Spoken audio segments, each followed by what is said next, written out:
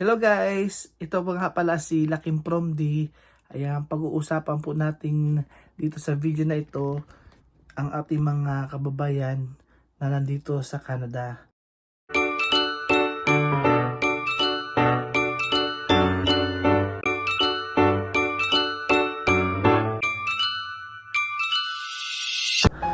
Yung iba po ay isang mga foreign worker na tinatawag. Kapag tinawag po natin silang foreign worker, ay galing sila ng ibang bansa na nagpupunta po dito sa Canada. Meron din po dyan din yung mga international student natin na galing din ng Pilipinas o India. Marami po kasi pupunta dito talaga ng mga iba-ibang lahi na gusto talagang subukan ang buhay sa Canada.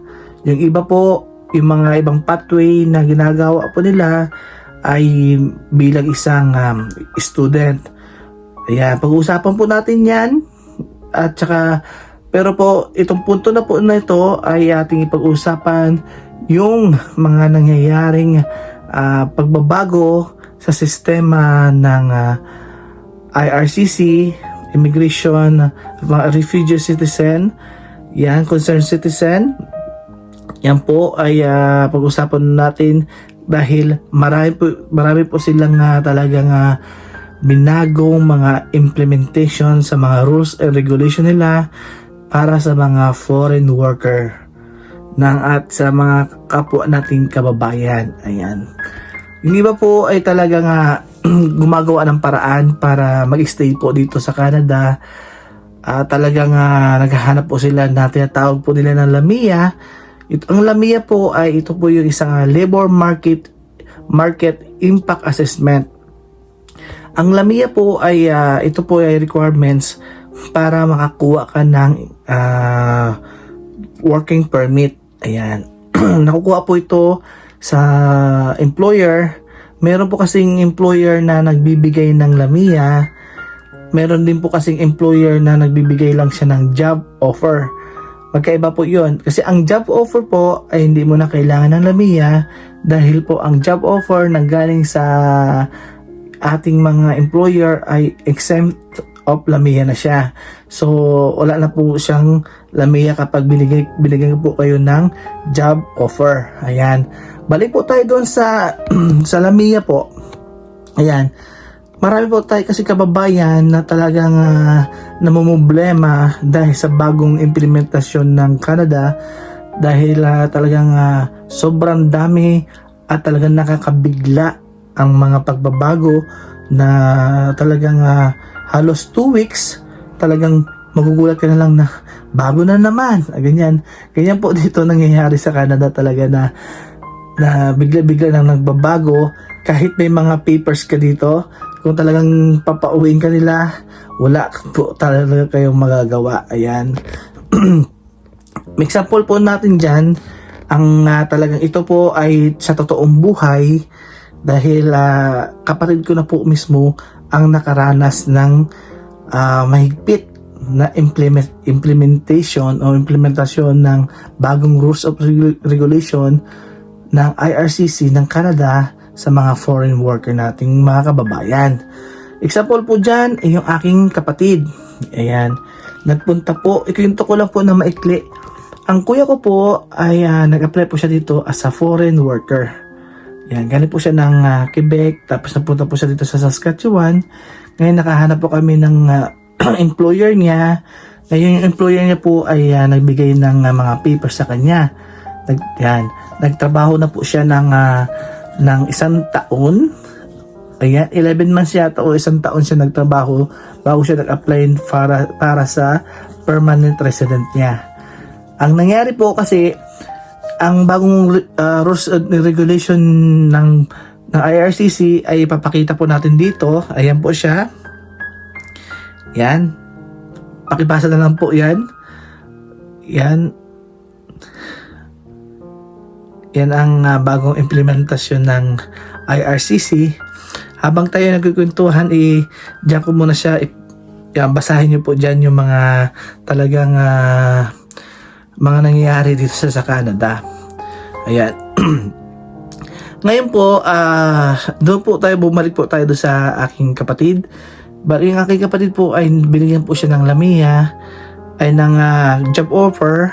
So, ano na po yun So, exemption of Lamia na siya. Ang ibig sabihin, hindi mo na kailangan ng Lamia dahil meron ka na pong job offer. So, ang job offer po ay manggagaling po iyan sa inyong mga employer. Bibigyan niya po kayo ng mga supporting documents at sila po ay mag-a-apply sa tinatawag na SIMP. Dito po sa Saskatchewan, meron pa dito tinatawag na SIMP. Yan po ay tinatawag na Saskatchewan Nomination Program. Yan, Immigration Nominee Program. Yan, sa mga gusto po magkaroon ng PR dito sa Canada. Dahil po sa pagbabago ng IRCC, marami po kasi nga mga provinces dito sa Canada na kulang po talaga ang mga worker. Meron naman po kasing okay na, meron naman po kasing kulang pa, ganon. Ngayon po, kapag ang probinsya po na napuntahan ninyo, at ipapakita po natin dito, yan, yung mga probinsya na matataas ang implementation rate o yung mga walang trabaho, dyan po kayo mahihirapan makakuha ng inyong mga Lamia dahil sila po ay naghihigpit na kasi ang inuuna po kasi nila yung mga nakatira na mismo sa kanilang probinsya.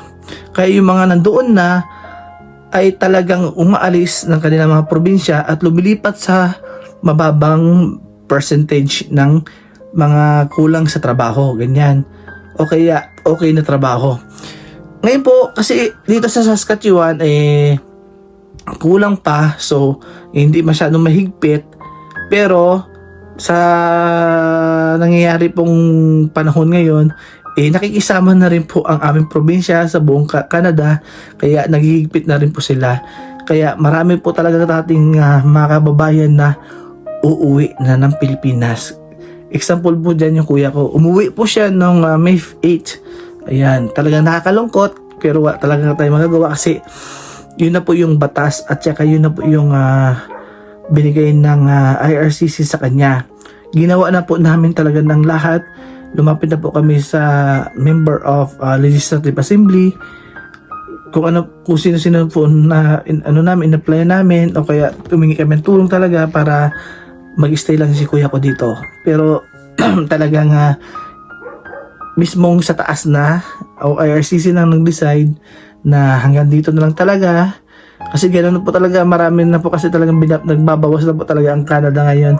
Sad to say na hopefully na magbago ulit, na lumuwang ulit ang Canada para sa ating mga kababayan na gustong punta ng Canada sa susunod na generation after 1 year or 6 months yun, sana po ay magbago na. Ngayon po, ang nangyari dun sa aking kuya ay talagang nakakahinayang kasi sobrang ang dami naming gastos. Halos marami po talaga kaming gastos diyan. Tinulong-tulungan po namin siya makapunta dito. Tas na ngayon pa nangyari, di ba? Nakakalungkot, guys. Pero ang mas nakakalungkot dyan, guys, yung mga nandito na sa Canada. Marami kayong mapapanood talaga na nandito na sa Canada, guys. 6 years, 7 years nasa Canada na sila. Pero sad to say, guys, talaga na uuwi sila ng Pilipinas. Dahil hindi pa sila nakakuha ng kanilang mga permanent resident kasi talagang pahirapan. Kasi dito talagang marami talaga kang makakalaban Marami kang mga ka-foreign worker na gusto ma-PR o makakuha ng permanent resident dito sa Canada. Talagang sobrang dami na gustong makamit ang Canada talaga na mag-stay sila. Ako po ay isang Canadian citizen na po dito sa Canada. Last 2024. Ito lang, lately lang. Pero dumating po ako dito ay sa immigrant talaga. Immigrant na po ako dumating dito. Permanent resident na po ako. Tung dumating po ako dito na Canada ay ako ay isang permanent resident na. Kasi nag-apply po si Mrs. ko. Punta siya po dito ng skilled worker. Nung time na yon ay hindi pa ganun kahigpit ang Canada. Pero Ganun talaga, habang tumatagal, pahigpit ng pahigpit talaga ang Canada. Ayan, sumunod na lang po tayo sa mga rules. Talagang nakakahinayang kasi yung iba natin mga kababayan guys ay talagang nagbenta, di ba? Isipin mo guys, makapunta lang sila ng Canada guys, magbenta sila ng lupain. Totoo yan, di ba? Totoo yan, magbibenta sila ng lupain, sasakyan, bahay, mga ari-arian na pwedeng ibenta para makapunta lang ng Canada. Pero marami pa rin po ang gumagawa ng ganyan. Sobrang dami pa rin po ang gumagawa ng ganyan. Nagsasacrifice talaga sila para makapunta ng Canada. Pero mostly po talaga ang mas marami po talagang pumupunta dito sa Canada yung mga international student. Kasi yun lang daw kasi ang parang napapansin ko po kasi yun ang nakikita kong way nila. Kasi dito po kasi sa Canada, inaalad po kasi ang mga estudyante na magtrabaho 20 hours per week yata yon. 20 hours per week inaalad po sila magtrabaho. Kaya yun po yung mga idea na pinupuntahan ng mga international student dito, na pagdating nila dito, habang sila ay nag-aaral ay pwede po sila magtrabaho. Ngayon, habang po sila nagtatrabaho talagang naghahanap na sila ng employer nila na magbibigay sa kanila ng LAMIA. Soon ay magiging working permit. So ang mangyayari po dyan, mula student ka, magka-transfer ka ng PGWP, yan, program sa mga student. Ayan. Pero po mga ganong pathway. Pero ngayon po ay nasisilip na po kasi ni IRCC ng Canada na maraming gumagawa ng ganon. Kaya at saka po may nangyari po kasi nga talagang issue, kaya talagang galit na galit. Hindi naman sa galit na galit, talagang sobrang higpit na si IRCC sa mga foreign worker dahil po may nangyari po kasing kababalaghan na ganito daw po ay yung mga hindi naman po lahat, yung mga consultant po kasi nagbibenta po sila ng LAMIA. Nung time na yon, hindi pa alam na mga IRCC yon. So, marami po kasi, kaya biglang lumubo po ang mga international student dito dahil dahil doon po sa issue na yun na marami nagbibenta ng LAMIA para makakuha ng working permit. Ganun po yon. Kasi pagpunta po, natutusin po, pagpunta ka po kasi ng Canada, as in, kapag student ka po kasi talaga, dapat student ka lang. Diba? Kasi ang permit mo kasi student di ba? Hindi naman working permit, so student. So ang ginagawa kasi ng mga international student ay yung gumagawa na sila ay habang sila ay pinapayagan na magtrabaho ng 20 hours per week para kaya po sila pinapayagan dahil po para magkaroon po sila ng extra income para matulungan din nila ang kanilang mga sarili habang sila ay nag-aaral dito. Habang nag-aaral sila, meron silang nakakuha income at least pandagdag sa mga bayarin nila. Ganun po yung purpose ng programa ng Canada. Dahil po sa nangyari ay talagang nilubos-lubos biyaya ng mga ating mga kababayan at mga ibang lahi. Basta iba-ibang lahi ay ganun po nangyari. Talagang nilubos-lubos nila yung mga kabaitan ng IRCC. So nakakuha sila ng mga ibang working permit. Pero marami po din po ang nag-succeed. Marami na rin po ang nakakuha ng working permit. At eventually po ay sila ay naging permanent resident na po dito. Marami na rin po kasi akong nakilalang ganon na iba-ibang lahi na from student sila tapos to work permit tapos nag-apply sila ng PR. Ganon po yung nangyari. Ngayon po ay nasilip ng IRCC yun na nagbibenta ng mga consultant, yung ibang consultant dito sa Canada ng LAMIA. Kaya ganon po ang nangyari. Wala na yatang LAMIA ngayon. Ang alam ko po, correct me if I wrong, alam ko wala na pong LAMIA. Talagang mahigpit na po talaga si Lolo ngayon, si IRCC. O Lolo Tuloy. Ayan, talagang mahigpit na talaga siya. Ngayon po ay talagang aantabayanan po natin ang susunod na update ni IRCC sa mga international student natin sa mga foreign worker natin na pupunta po at susubok dito sa Canada. Ayan po. Sa akin advice po ay para sa mga gustong pumunta po ng Canada dito, kung talagang hindi kayo inabutan ng mahigpit na regulation ni IRCC, pumunta lang po kayo dito. Welcome naman po kayo dito. Maganda rin po ang Canada.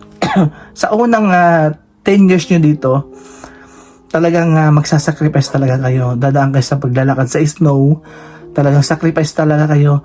Ang advice ko lang din ay kapag kayo po ay isang foreign worker, wag kayo maghahangad agad ng mga magagandang sasakyan.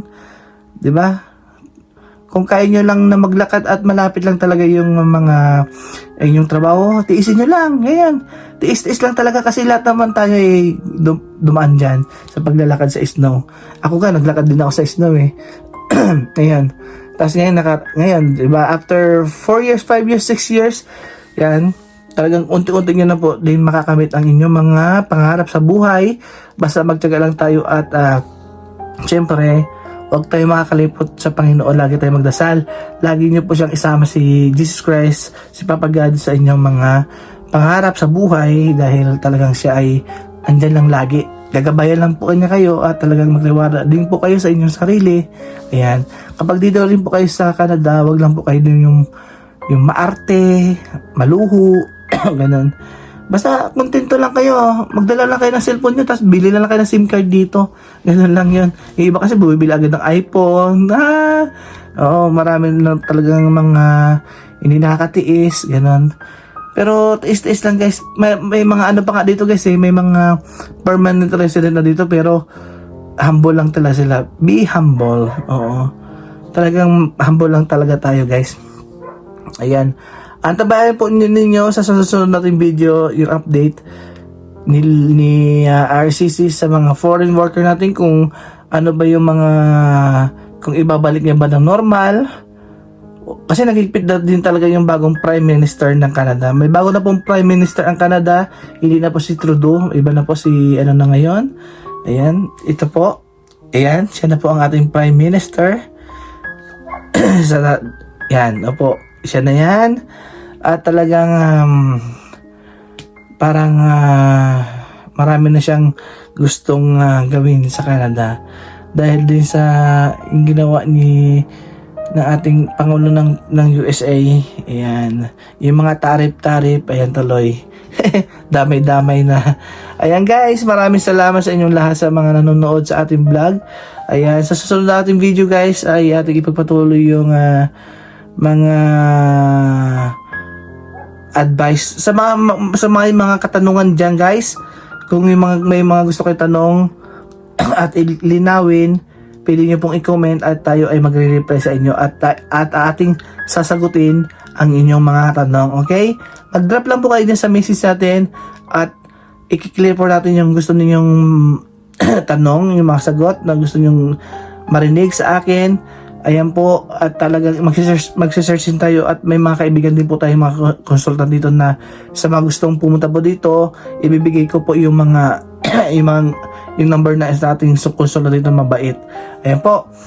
Maraming salamat po sa inyong lahat. Ako po muli si Laking Promdi. Ayan, ang nagsabing huwag tayo makakalimot sa ating Panginoon at ang ating kui.